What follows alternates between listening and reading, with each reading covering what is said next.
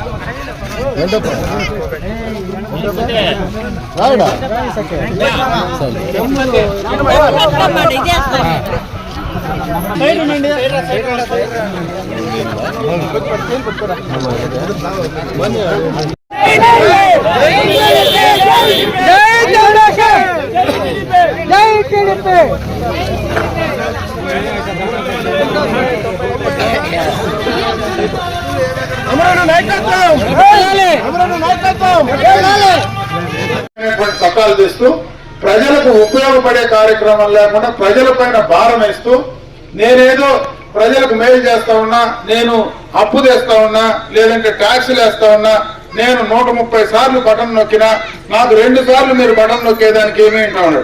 నేను ఒక్క ఛాన్స్ అని ఆయన నొక్కే బటన్ పూర్తిగా మునిగిపోయేటువంటి పరిస్థితి ఉంది. ఆ ఒక్క ఛాన్స్ ఇచ్చిన దానికే ఈ రోజు మన రాష్ట్ర పరిస్థితి ఇట్లుంది. మళ్ళా 2వ ఛాన్స్ ఇస్తే మన నెత్తిన మనం భస్మాసుర హస్తం పెట్టుకున్నట్టే. అందుకే జగన్మోహన్ రెడ్డిని రాజకీయంగా ఇంటికి పంపించాలని చెప్పి సందర్భంగా మీ అందరికీ తెలియజేసుకుంటూ, ఈ గ్రామంలో ఏదైతే మన జంగాలపల్లి గ్రామంలో మనకి ఇంకా చాలా కార్యక్రమాలు చేయవలసినవి ఉన్నాయి.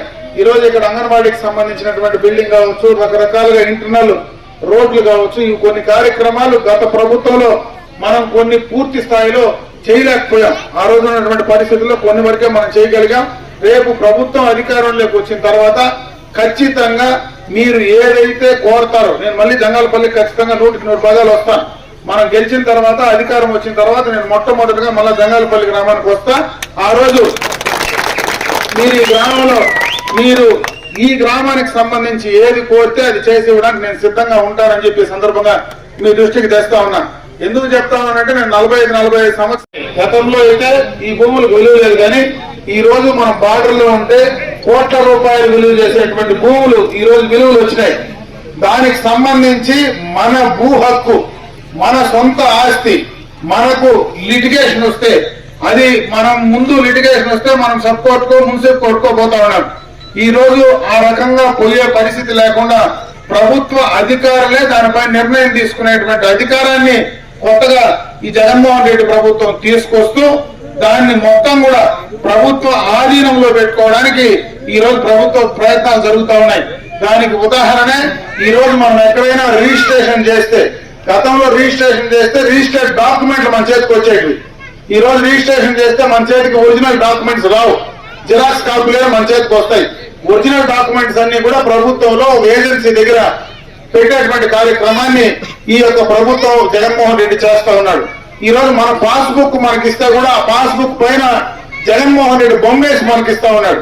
కాబట్టి ఇది ప్రమాదకరమైనటువంటి చట్టం.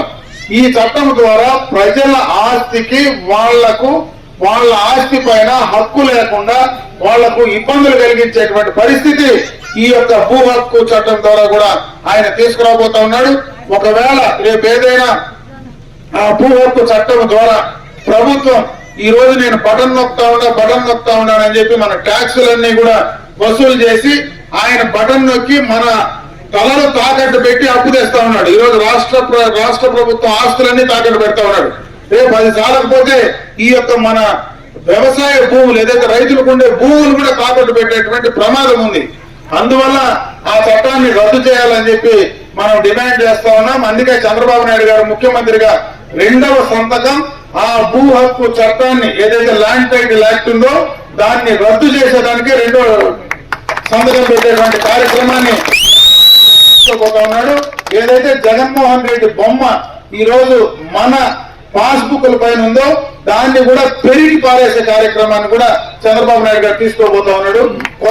కొత్త పాస్బుక్లు ఇచ్చే కార్యక్రమాన్ని కూడా తీసుకోబోతా ఉన్నాం అని చెప్పి సందర్భంగా తెలియజేసుకుంటున్నా.